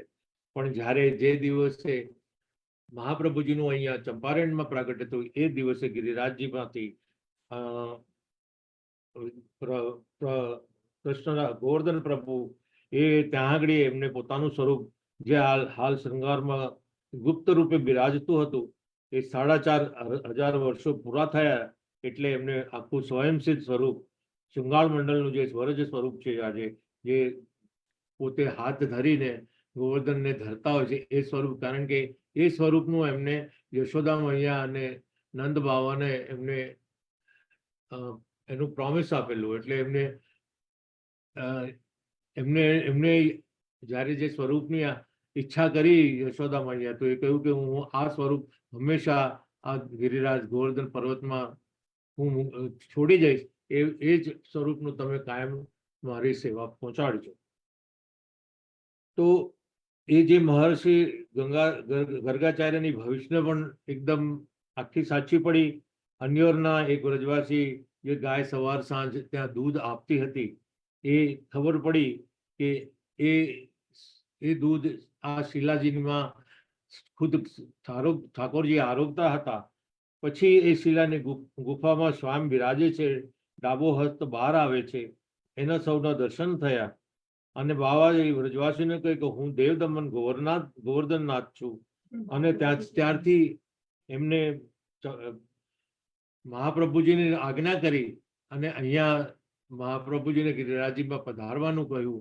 અને મહાપ્રભુજી ત્યારે એ ગિરિરાજમાં ગોવર્ધન પર્વત પાસે ગિરિરાજજીમાં પધાર્યા અને ત્યાં એમનું મિલન થયું. એ પ્રભુજી ગોવર્ધન પ્રભુ ત્યાં પ્રગટ થયા અને ત્યાં પછી મહાપ્રભુજી એમનું ત્યાં મંદિર બાંધવાની આજ્ઞા કરી પુરણમલજીને. અને ત્યાં એક જ એ મંદિર મહાપ્રભુજીએ કરી આપણે ગોવર્ધન ધારીનો એટલે શ્રીનાથજી બાવાનું ત્યાં પાટોત્સવ કરી ત્યાં એમની સેવા ચાલુ કરાવી. આ હતું એક મહાપ્રભુજીની એક ટૂંક જ યાત્રા. એમની તો 52 વર્ષની યાત્રામાં એમને ઘણું બધું કર્યું છે. એમને 52 વર્ષ થયા ને? ગ્રંથો લખ્યા છે અને ઓહો, ઘણી બધી બહુ વાતો લાંબુ, છે. બાપરે.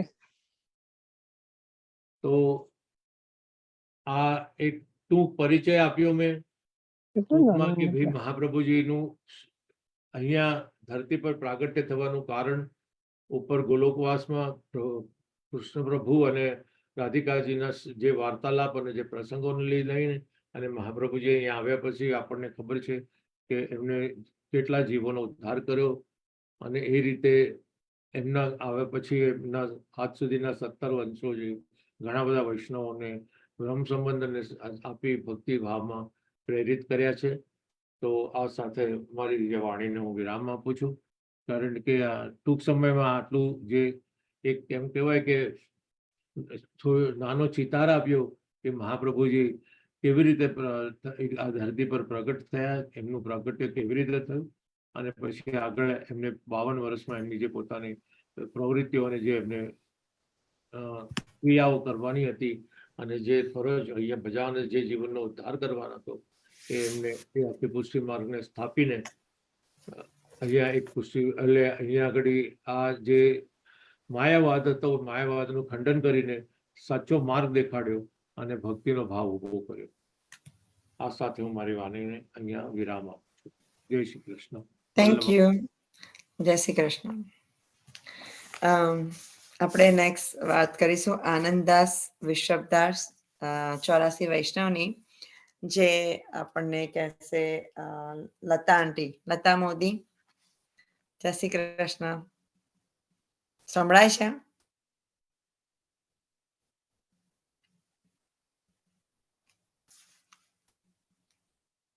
જય શ્રી કૃષ્ણ લતા આંટી. જય શ્રી કૃષ્ણ. તમે છો ને લતા આંટી? જય શ્રી કૃષ્ણ. ના, જય શ્રી કૃષ્ણ, જય શ્રી કૃષ્ણ. સંભળાય છે? મારું સંભળાય છે? જય શ્રી હા, કૃષ્ણ. સંભળાય છે. તમારો વિડીયો ઓન કરજો પ્લીઝ. શું 1 સેકન્ડ.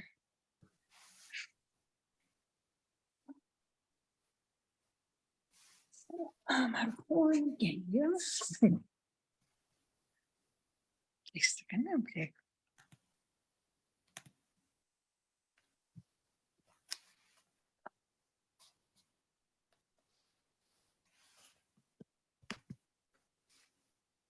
અને આપણે હવે છે ને તે એક જ બેમાંથી કોઈ પણ એક ટોપિકનું સ્પેસિફિક રાખીશું, કારણ કે આપણે દર વીકે હવે મળીએ જ છે. તો આઈ થિંક આપણે રીડિંગમાં વધારે ધ્યાન આપી શકાય. એટલે instead of having 2 topics presentation, કોઈ પણ એક જ જણનું ટોપિક રાખીશું. લેટ્સ ગુડ, કારણ કે પછી બધા ગ્રંથોનો રીડિંગનો આપણો સમય નથી રહેતો આપણી પાસે. એટલે એક જ કોઈ પણ એક ટોપિકનું પ્રેઝન્ટેશન કરી શકશે એવું રાખીશું. કારણ કે આઈ નો આ બધા ટોપિક તો બહુ લાંબા હોય છે અને અમુક વખતે તો અડધો કલાક પણ ઓછો પડે એવો છે. એટલે લતા આંટી, તમે રેડી છો? હું રેડી છું વાંચું. Go ahead. આનંદદાસ વિશ્વંભરણ દાસ. આનંદદાસ જે સર્વ વૈષ્ણવ જય શ્રી કૃષ્ણ.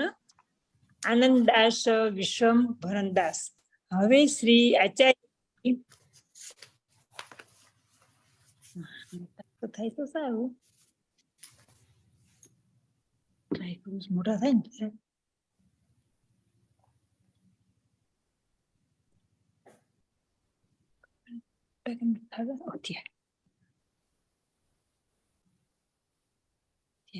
હવે શ્રી આચાર્યજીના મહાપ્રભુજી સેવક આનંદદાસ વિશ્વંભરણદાસ ક્ષત્રિય પ્રયાગમાં રહેતા તેમની વાર્તાનો ભાવ કહીએ છીએ.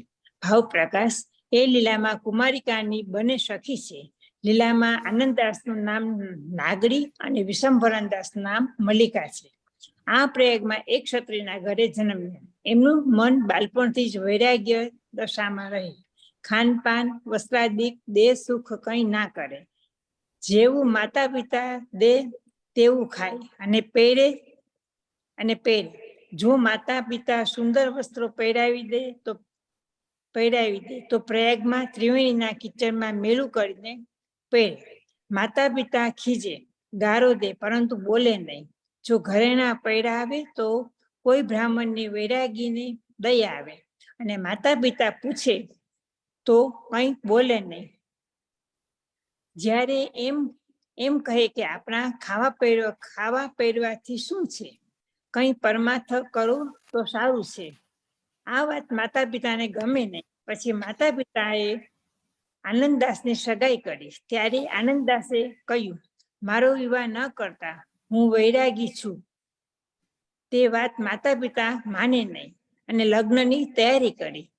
દિવસ એક લગ્નનો બાકી રહ્યો ત્યારે આનંદદાસે નાના ભાઈ વિશ્વંભરદાસને કહ્યું કે માતા પિતા તો માનતા નથી. આપણું લગ્ન કરશે તો આપણે બંદીખાનામાં પડીશું. માટે શો ઉપાય કરો. ત્યારે નાના ભાઈ વિશ્વંભરદાસે કહ્યું, આ ગામ છોડી ક્યાંય નીકળી ચાલો તો આપણે બચીશું. એટલે બંને ભાઈ સંધ્યા સામે નાવ બેસી યમુનાજીને પાર જઈ ચિત્રકૂટમાં જઈ રહ્યા. ત્યાં પર્વતોની શોભા જુએ અને વનફળ ખાઈને 8 દિવસ રહ્યા. અહીં માતા પિતા બધું ગામ ખોડીને હારી ગયા. પછી પિતાએ કોઈનાથી સાંભળ્યું કે બે ભાઈ ચિત્રકૂટમાં જઈ રહ્યા છે. એટલે 9મા દિવસે તે ચિત્રકૂટ આવ્યા અને તે પુત્રોની દશા જોઈને કહે છે કે મનમાં આવે તેમ કરજો. હમણાં તેમને બાલ્યાવસ્થામાં વનવાસ ઉચિત નથી, ત્યારે બંને સાથે ચાલીશું. પરંતુ અમારા બંનેના લગ્નની ચર્ચા ન કરો. અમે તમારી પાછળ ના પડો. અમે ચાહે તે કરીશું. કંઈ ચોરી કે અન્યાય કરીએ તો રોકજો. એમને તો વૈરાગી અતિ પ્રિય છે, તેમની પાસે બેસીશું. તે તમને ગમતું નથી, તેથી ઘર છોડ્યું. ત્યારે પિતાએ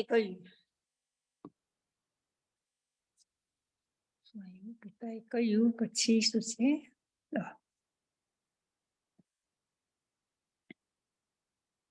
હવે તમે ઘરે ચાલો. તમારા મનમાં આવે તેમ કરજો. અમે તમારી પાછળ નહીં પડીએ. ત્યારે બંને ભાઈ પિતાની સાથે ઘરે આવ્યા. પછી બંને ભાઈ દિવસમાં એક વખત આવી ખાનપાન કરી પછી કથા વાર્તા જ્યાં સાંભળે અને જ્યાં ધરતી ઉપર પડી રહે દેહનું દુઃખ સુખ મનમાં ન ગણે નહીં. એક સમયે બંને ભાઈ યમુનાજીના તટે બેસીને જ્ઞાનની વાર્તા કરતા હતા. ભાઈ જન્મ તો બધો વીત્યો, પણ પ્રભુની ઓળખાણ ના થઈ. મન શ્રી ઠાકોરજીમાં લાગ્યું. કથા વાર્તા ઘણી સાંભળી, પરંતુ મન વશ ન થયું. આપણો મનુષ્ય જન્મ વૃતા થયો. હવે ફરીથી 84 ભોગવીશું. શું કરીએ?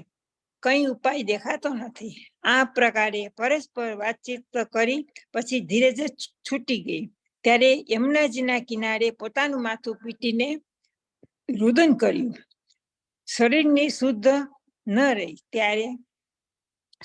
રહી. રાત્રિએ ત્યાં બંને પડ્યા રહ્યા. ત્યારે અર્ધરાત્રિ શ્રી ઠાકોરજીને શ્રી આચાર્યજીએ કહ્યું કે બંને ક્ષત્રિયના બાળક યમુનાજી પહેલી પાર રેતીમાં પડ્યા છે. તેમને મારા માટે બહુ તાપ છે, તો આપ પધારીને તેમનો અંગીકાર કરો.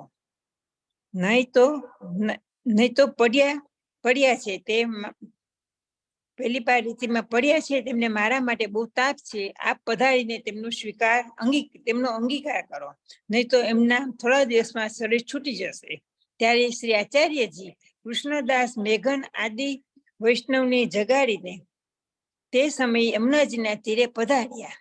ઘાટ ઉપર તો કોઈ નહોતું, વૈષ્ણવને કોઈ ન હતું. નાવ બાંધી છે. ત્યારે આપ વૈષ્ણવને કહે, તમે નાવ ચલાવતા તો જાણતા નથી, પરંતુ જેમ આવે તેમ ચલાવો, નાવ પાર જશે. મારી ઈચ્છા છે. ત્યારે વૈષ્ણવે નાવ ચલાવી.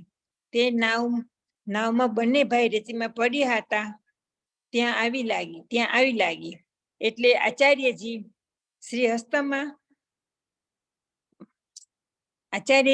હસ્તમાં જમના જલ લઈ વેદ મંત્ર ભણી બંને ભાઈના ઉપર છાંટ્યું. ત્યારે બંને ભાઈઓ ઉઠીને શ્રી આચાર્યજીને દંડવત કરી વિનંતી કરી, મહારાજ, અમારો અંગીકાર કરો. ત્યારે આચાર્યજી કહે, સવાર થશે ત્યારે નામે સંભળાવીશું. એટલે બંને ભાઈએ મહારાજ સવાર સુધી દેહ રહે કે ના રહે, આ દેહનું શું પ્રમાણ છે? અને આજે બંને જણાએ કંઈ ખાનપાન પણ કર્યું નથી, તેથી આપ ઢીલ ના કરો. શ્રી ઠાકોરજી કૃપાથી આપના દર્શન થયા. સવારે શું જાણીએ, જે કેવી બુદ્ધિ થઈ જાય. શ્રી આચાર્યજી કહે, તમારી બુદ્ધિ કદી બગડશે નહીં. તમે ઉત્તમ જીવ છો, અને તમે ખાનપાન કર્યું હોય તો શુદ્ધ જ છો. પછી બંનેને સંભળાવી બ્રહ્મ સંબંધ કરાવ્યું. પછી નાવ ઉપર બેસાડી પાર પોતાના સાથે બંનેને લઈ ગયા.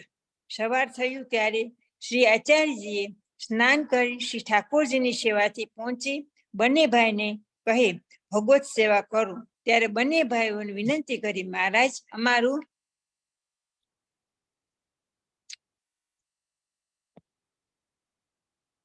મન તો સંન્યાસ લેવાનું જ છે. અમારું મન તો સંન્યાસ લેવાનું છે, પરંતુ બીજી જગ્યાએ મન જતું નથી. અમારું મન ઠેકાને વસે ત્યાગ દશા છૂટે તો ઘરમાં રહી શકાય, અને ત્યારે ભગવત સેવા બને.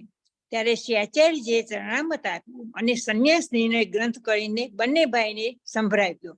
તેથી રસ જે ઉછલિત હતો તે ભગવદ રસ હૃદયમાં સ્થિર થયો.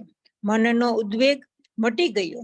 ત્યારે શ્રી આચાર્યજીએ નવનીત પ્રિયજીના પ્રસાદી વસ્ત્ર આપ્યા અને કહ્યું, તમે એમને પધરાવી ઘેર જઈને સેવા કરજો.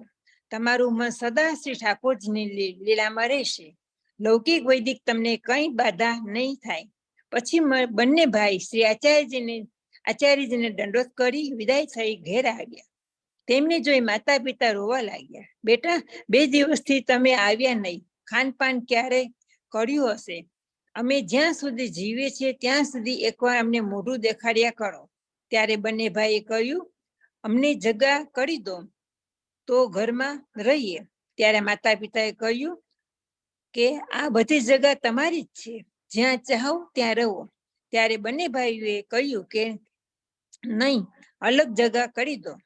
તમારી જગામાં અમે નહીં આવીએ, અને અમે કહીએ ત્યાં તમે ના આવો. તો અમે ઘરમાં રહીએ ત્યારે એક અલગ જગા બનાવી. પછી બંને જણે જગા ખાસા કરી શ્રી ઠાકોરજીને પધરાવ્યા. બંનેએ મળીને રસોઈ કરી ભોગ ધરી મહાપ્રસાદ લીધો. પછી ભગવદ વાર્તા કરી લીલા રસમાં મગ્ન થઈ ગયા. સંન્યાસ નિર્ણયનો ભાવ અને લીલાનો પણ ભાવ વિચારે. રાત દિવસ રસમાં મગ્ન રહી. તેથી માતા પિતા બહુ સુખ પામ્યા કે ઘરમાં છે, ન મળે તો શું થયું.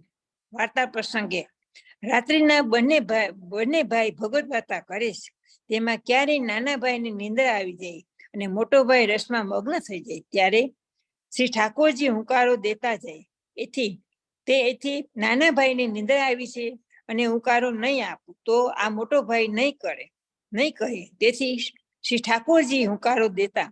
પછી જ્યારે નાનો ભાઈ જાગે ત્યારે તે કહે, જે મેં અહીં સુધી સાંભળ્યું છે, પછી તો મને નિદ્રા આવી. ત્યારે મોટો ભાઈએ કહ્યું, તમને નિદ્રા આવી તો હુંકારો કોણે આપ્યો?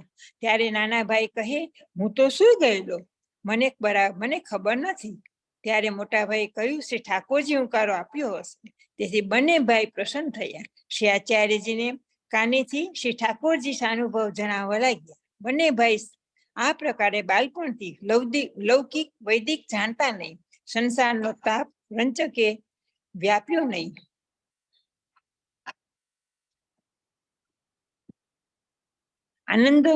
આનંદદાસ વિશ્વંભરદાસ ભાવપ્રકાશ. એમની વાર્તામાં આ સિદ્ધાંત થયો કે શ્રી ઠાકોરજીનો વિરહ જેને હોય તેને તરત જ પ્રભુ કૃપા કરે. આનંદ વિશ્વંભરદાસ બંને શ્રી આચાર્યજીના આવા કૃપાપાત્ર ભગવદીય હતા. એમની વાર્તાનો ક્યાં સુધી કહીએ. વાર્તા સંપૂર્ણ. જય શ્રી કૃષ્ણ. બહુ સુંદર વાર્તા હતી. જય શ્રી કૃષ્ણ. જય શ્રી કૃષ્ણ. Thank you. આપણે ગીતાજીના શ્લોકનું પારાયણ કરીશું. ચેપ્ટર 12, છઠ્ઠો શ્લોક છે. હર્ષિદા પટેલ. જય શ્રી કૃષ્ણ સર્વ વૈષ્ણવોને. જય શ્રી કૃષ્ણ. આપણે ભાગવત પુરાણનું વાંચવાનું ચાલુ કર્યું છે ને રીટા આંટી, આપણે નેક્સ્ટ ટાઈમ લઈશું. અધ્યાય 12 શ્લોક નંબર 6. એ તુ સર્વાણી કર્માણી મયી સંન્યસ્ય મતપરા અન્યનેવ યોગેન મા ધ્યાયંત ઉપાસતે. એનો અનુવાદ: પરંતુ જે મનુષ્યો પોતાના સર્વ કર્મ મારામાં અર્પિત કરીને તથા અવિચળ ભાવે ભક્તિ કરતા રહી મારી સેવામાં લાગેલા રહી અને પોતાના મનને મારામાં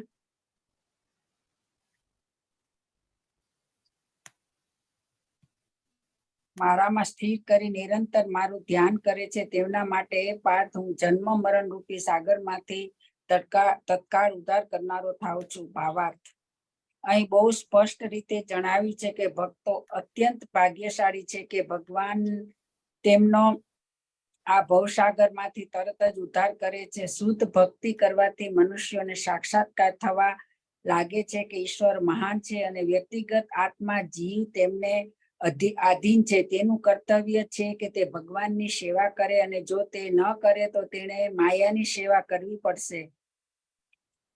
પૂર્વે જણાવ્યા પ્રમાણે ભગવાનને માત્ર ભક્તિમય સેવા દ્વારા જ જાણી શકાય છે. માટે મનુષ્ય ભગવાનને પૂરેપૂરા સમર્પિત થવું જોઈએ. કૃષ્ણને પામવા માટે મનુષ્ય પોતાના મનને સંપૂર્ણપણે કૃષ્ણમાં સ્થિર કરવું જોઈએ. તેણે કેવળ કૃષ્ણ માટે જ કર્મ કરવું જોઈએ. તે શું કર્મ કરે છે તેનો વાંધો નથી, પણ તે જે કર્મ કરતો હોય તે માત્ર કૃષ્ણ પ્રત્યે થવું જોઈએ. ભક્તિનો આ આદર્શ છે. પૂર્ણ પુરુષોત્તમ પરમેશ્વરને પ્રસન્ન કરવા સિવાયની ભક્તને અન્ય કોઈ પ્રાપ્તિની ઈચ્છા હોતી નથી. તેના જીવનનો ઉદ્દેશ્ય કૃષ્ણને પ્રસન્ન કરવાનો હોય છે અને કુરુક્ષેત્રના યુદ્ધમાં અર્જુને ભગવાન કૃષ્ણની પ્રશંસા ખાતર જેમ કરેલ તેમ તે પણ કૃષ્ણ પ્રત્યે સર્વસ્વનો ત્યાગ કરી શકે છે. આ પ્રક્રિયા બહુ સરળ છે.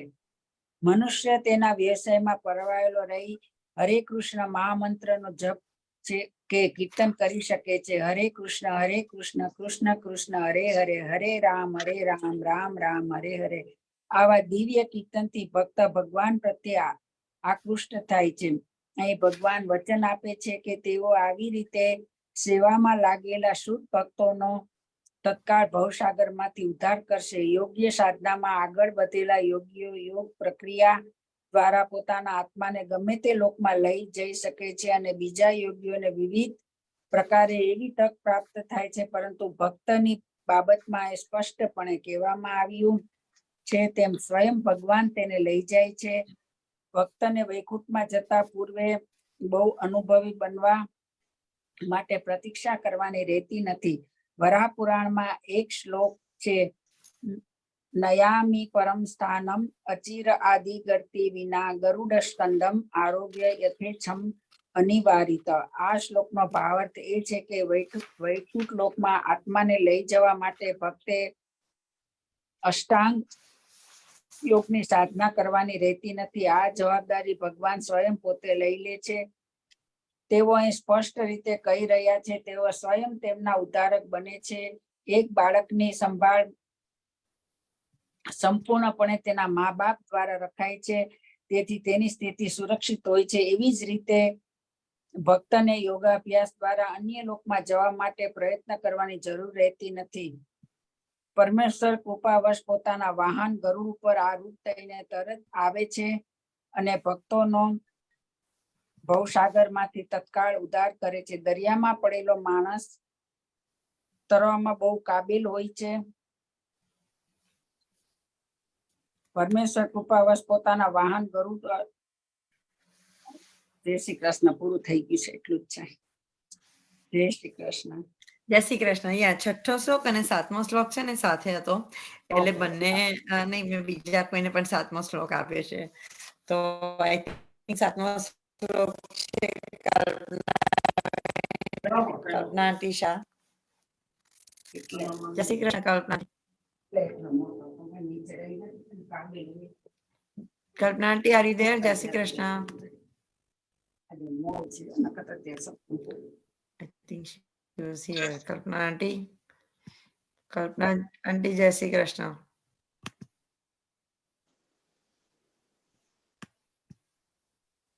સંભળાય છે? હા, હવે સંભળાયું. જય શ્રી કૃષ્ણ. હા, જય શ્રી કૃષ્ણ. તમારો એ કરી દેજો ને કેમેરો ઓન. કેમેરો ઓન જ છે. ના, નથી ઓન. Oh my gosh.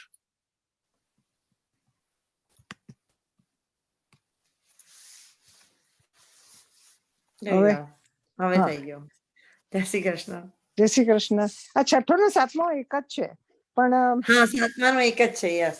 હા, 7મો છે તેષામહં સંવૃતાર્થ મૃત્યુ સંસાર સાગરાત ભવામી ન ચિરાત પાર્થ મત્સ્યાવેશિત ચેતસામ. આ શ્લોકનો ભાવાર્થ એવો છે કે મનુષ્ય સકામ કર્મની વિભિન્ન પદ્ધતિઓમાં પડવું જોઈએ નહીં, કે માનસિક તર્કના આધારે જ્ઞાનનું અનુશીલન કરવું જોઈએ નહીં. જે મનુષ્ય પરમેશ્વરની ભક્તિમાં મગ્ન હોય છે તે તેવા સર્વ ઉદ્દેશો પ્રાપ્ત કરે છે કે જે અન્ય યોગ પદ્ધતિઓ, અનુષ્ઠાનો, યજ્ઞો, દાન, પુણ્ય વગેરે દ્વારા પ્રાપ્ત થાય છે. ભક્તિનું આ જ તો વિશિષ્ટ વરદાન છે. કેવળ કૃષ્ણના પવિત્ર નામ હરે કૃષ્ણ કૃષ્ણ કૃષ્ણ હરે હરે, હરે રામ રામ રામ હરે હરે નું કીર્તન કરવાથી ભક્ત સરળતાથી અને સુખપૂર્વક પરમ ગતિને પ્રાપ્ત કરી શકે છે. પરંતુ આ પરમ ગતિ અન્ય કોઈ પણ ધાર્મિક વિધિ દ્વારા પામી શકાતી નથી. ભગવદ્ ગીતાનો સાર 18મા અધ્યાયમાં આ પ્રમાણે આપવામાં આવ્યો છે.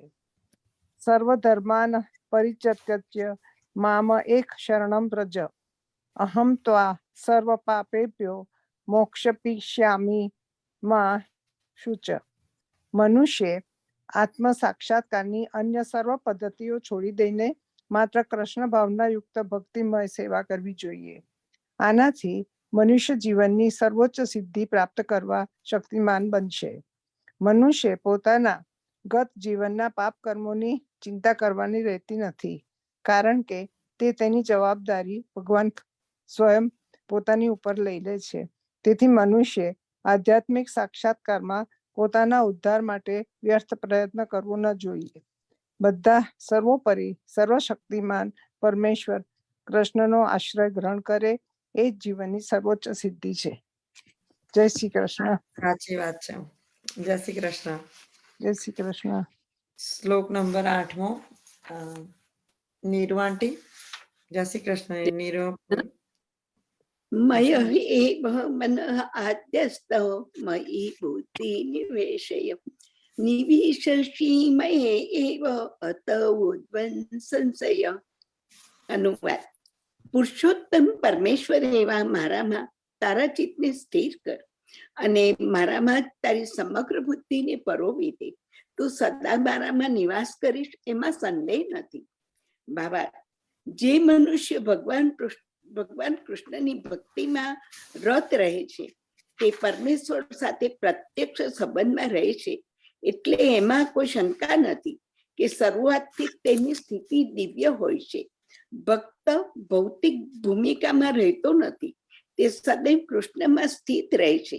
ભગવાનનું પવિત્ર નામ તથા સ્વયં ભગવાન બંને અભિન્ન છે. તેથી ભક્ત જ્યારે હરે કૃષ્ણનું કીર્તન કરે છે ત્યારે કૃષ્ણથી તેમની અંતર શક્તિ ભક્તની જીવવા પર નર્તન કરે છે.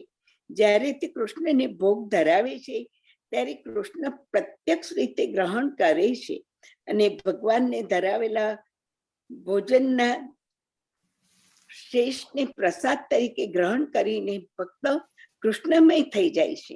જે મનુષ્ય આવી રીતે સેવામાં તન્મય થતો નથી તે સમજી શકતો નથી કે આ બધું કેવી રીતે થાય છે. તો પણ ભગવદ્ ગીતા તથા અન્ય વૈદિક ગ્રંથોમાં આ જ વિધિની ભલામણ કરવામાં આવે છે. અહીંયા શરૂઆતથી જે મનુષ્ય ભગવાન શ્રી કૃષ્ણની ભક્તિમાં રત રહે છે તેની સ્થિતિ દિવ્ય હોય છે અને તે ભૌતિક ભૂમિકામાં હોતો નથી અને અર્પણ કૃષ્ણમય જ બની ગયેલો હોય છે. એટલે પ્રભુ તેનો કરેલો ભોગ પણ આરોગતો હોય છે. એટલે ટૂંકમાં અહીંયા કૃષ્ણ ભક્તિમાં રત રહેતા ભક્તની દિવ્યતાનો આલેખ કરવામાં આવેલો છે. જય શ્રી કૃષ્ણ. જય શ્રી કૃષ્ણ. શ્લોક નંબર 10મો, 9મો, નીતાબેન. જય શ્રી કૃષ્ણ. જય શ્રી કૃષ્ણ. જય શ્રી કૃષ્ણ. 12મો શ્લોક 9. અથ ચિત્તમ સમાદાતુમ ન શક્નોષિ મધિસ્થિરમ અભ્યાસ યોગેન તત મામ ઇચ્છ આપરોક્ત ધંગંચય. એનો અનુવાદ છે: હે પ્રિય અર્જુન, હે ધનંજય, જો તું તારા ચિત્તને અવિચળ ભાવે મારામાં સ્થિર કરી ન શકે તો તું ભક્તિ યોગના વિધિ વિધાનોનું પાલન કર. એ રીતે મને પામવાની ઈચ્છાને વિકસિત કર. ભાવાર્થ: આ શ્લોકમાં ભક્તિ યોગની 2 જુદી જુદી પ્રક્રિયાઓ સૂચવી છે. જે મનુષ્ય દિવ્ય પ્રેમ દ્વારા પૂર્ણ પુરુષોત્તમ પરમેશ્વર કૃષ્ણ પ્રત્યે સાચા અનુરાગનો વિકાસ કર્યો છે તેના માટે પ્રથમ પ્રક્રિયા ઉપયુક્ત છે, અને જેને દિવ્ય પ્રેમ દ્વારા પરમેશ્વરમાં અનુરાગ થયો નથી તેના માટે બીજી પ્રક્રિયા ઉપયુક્ત છે. આ બીજી શ્રેણીમાંના મનુષ્ય માટે વિવિધ પ્રકારના વિવિધ વિધિ વિધાનો છે જેમનું પાલન કરીને અંતે તે કૃષ્ણ માટેના અનુરાગની અવસ્થા પ્રાપ્ત કરે છે. ભક્તિ યોગ એ ઇન્દ્રિયોનું શુદ્ધિકરણ છે. અર્વાચીન કાળમાં ભૌતિક જીવનમાં ઇન્દ્રિયો સદા અશુદ્ધ હોય છે કારણ કે તેઓ સદા ઈચ્છા તૃપ્તિમાં કાર્યરત રહે છે. પરંતુ ભક્તિ યોગન અભ્યાસ દ્વારા ઇન્દ્રિયોને શુદ્ધ કરી શકાય છે અને વિશુદ્ધાવસ્થામાં તેઓ પ્રત્યક્ષ રીતે પરમેશ્વરના સંપર્કમાં આવે છે. આ ભૌતિક જીવનમાં હું કોઈ અન્ય માલિકીને કોઈ સેવામાં હોઈ શકું, પરંતુ હું ખરેખર પ્રેમ ભાવે તે માલિકની સેવા કરતો નથી. હું માત્ર પૈસા માટે તેની સેવા કરું છું અને તે માલિક પણ મારામાં પ્રેમ ભાવ રાખતો નથી. તે મારી પાસે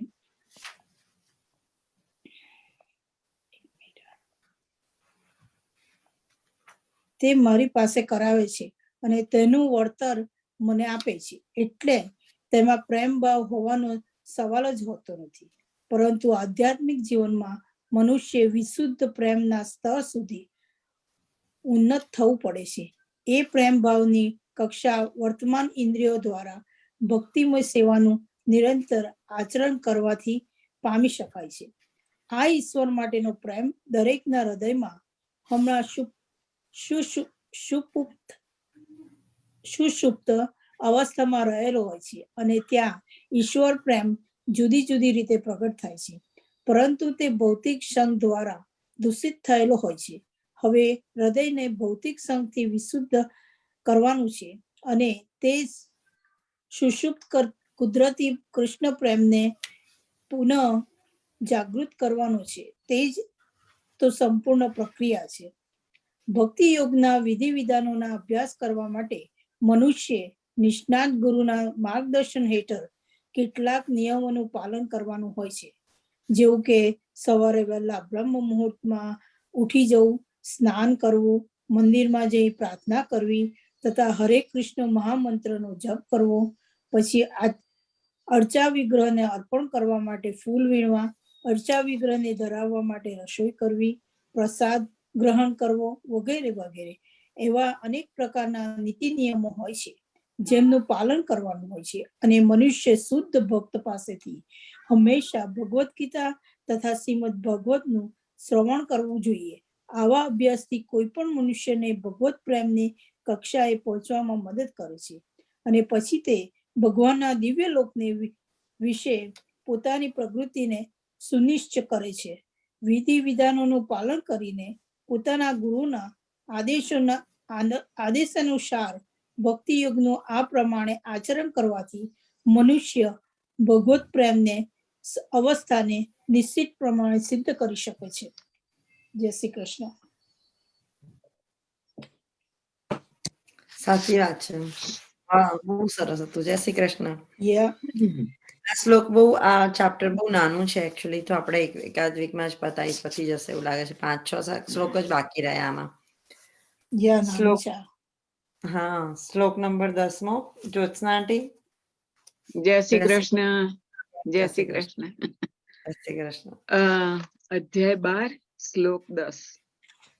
અભ્યાસેપ્ય સમર્થોસી મત્કર્મ પરમો ભવ મદર્થમપી કર્માણિ કુર્વન સિદ્ધિમ વાપ્સ્યસી.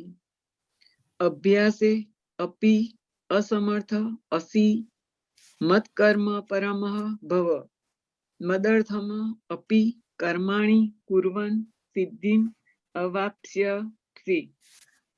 અનુવાદ: જો તું ભક્તિ યોગના વિધિ વિધાનોનું પાલન કરી ન શકે તો મારા માટે કર્મ કરવાનો પ્રયત્ન કર, કારણ કે મારા માટે કર્મ કરવાથી તું પૂર્ણ અવસ્થાને પ્રાપ્ત કરીશ. ભાવાર્થ: જો કોઈ મનુષ્ય ગુરુના માર્ગદર્શન હેઠળ ભક્તિ યોગના વિધિ વિધાનોનો પણ અભ્યાસ કરી શકતો ન હોય તો એ પરમેશ્વર પ્રીત્યર્થે કર્મ કરીને તેને પૂર્ણાવસ્થામાં લાવી શકાય છે. આ કર્મ કેવી રીતે કરવામાં આવે તેની સમજૂતી 11મા અધ્યાયના 55ના શ્લોકમાં અગાઉ આપવામાં આવી છે. મનુષ્ય કૃષ્ણ ભાવનામૃતના પ્રચાર માટે સદભાવના રાખવી જોઈએ. એવા અનેક ભક્તો છે જેઓ કૃષ્ણ ભાવનામૃતના પ્રચાર કાર્યમાં લાગેલા છે અને તેમને મદદની જરૂર હોય છે. તેથી કોઈ મનુષ્ય ભક્તિ યોગના વિધિ વિધાનોનો પ્રત્યક્ષ રીતે અભ્યાસ ન કરી શકે તો પણ તે આવા કાર્યમાં સહાય કરવાનો પ્રયત્ન કરી શકે છે. દરેક કાર્યમાં જમીન, ધન, સંગઠન તથા શ્રમની જરૂર હોય છે. જેવી રીતે વેપારમાં મનુષ્યને રહેવા માટેનું સ્થાન, વાપરવા માટે મૂડી, અમુક શ્રમ તથા વિસ્તરણ કરવા માટે આયોજનની જરૂર રહે છે, તેવી જ રીતે કૃષ્ણની સેવા માટે પણ આ બધાની જરૂર રહે છે. એકમાત્ર તફાવત એટલો જ છે કે ભૌતિકવાદમાં મનુષ્ય ઇન્દ્રિય તૃપ્તિ માટે જ બધું કાર્ય કરે છે પરંતુ આ જ કાર્ય કૃષ્ણની પ્રસન્નતા અર્થે કરી શકાય છે અને તે કાર્ય દિવ્ય બની રહે છે. જો મનુષ્ય પાસે સારી એવી ધન સંપત્તિ હોય તો તે કૃષ્ણ ભાવનામૃતના પ્રચાર માટે કાર્યાલય અથવા મંદિર બનાવવા માટે સહાય કરી શકે છે, અથવા તે ગ્રંથોના પ્રકાશનના કાર્યમાં મદદ કરી શકે છે. કામ કરવાના વિવિધ ક્ષેત્રો છે અને મનુષ્ય આવા કાર્યોમાં રસ લેવો જોઈએ. જો કોઈ મનુષ્ય સ્વપ્રયત્નના પ્રાપ્ત થયેલ ફળનો ત્યાગ ન કરી શકે તો પણ તે મનુષ્ય કૃષ્ણ ભાવનામૃતના પ્રચાર માટે તેમાંથી થોડા ટકા જરૂર ફાળવી શકે. એ રીતે કૃષ્ણ ભાવનામૃત કાજે સ્વેચ્છાથી કરેલી સેવા મનુષ્યને કૃષ્ણ પ્રેમની ઉચ્ચતર અવસ્થામાં ઉન્નત કરશે અને પછી તે પૂર્ણતા પામશે. જય શ્રી કૃષ્ણ. પામશે. જય શ્રી કૃષ્ણ. જય શ્રી કૃષ્ણ. બહુ સરસ હતું. સાચી વાત છે. બધી આપણે કૃષ્ણ ભાવના મૃત રાખીને મનમાં રાખીને જ આપણે બધા કાર્ય કરવા જોઈએ. કોઈ સત્સંગનું કામ કરતું હોય કે કોઈ મંદિર બનાવતું હોય તો એમાં આપણે ભાગ ભજવવો જોઈએ. સારી રીતે આપણે કઈ ને કઈ રીતે આપણે એમને મદદ કરવી જોઈએ. તો એ બધું જ આપણું ગણાશે. ભગવાન આપણું બધું જોતા હોય છે, કર્મો. Right. Thank you so much. ચલો, જય શ્રી કૃષ્ણ. આપણે આજે ભાવગીત ગાશે જયશ્રીબેન. જયશ્રીબેન ને કીર્તન ગાવું હતું. જયશ્રીબેન તમે છો હજી? આઈ થિંક એમને મહાપ્રભુજીની વધાઈ ગાવી હતી. ક્યાં ગયા જયશ્રીબેન? જય શ્રી કૃષ્ણ જયશ્રીબેન.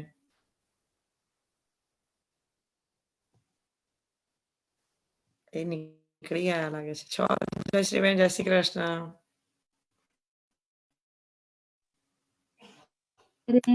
રાખો Yes, there you are.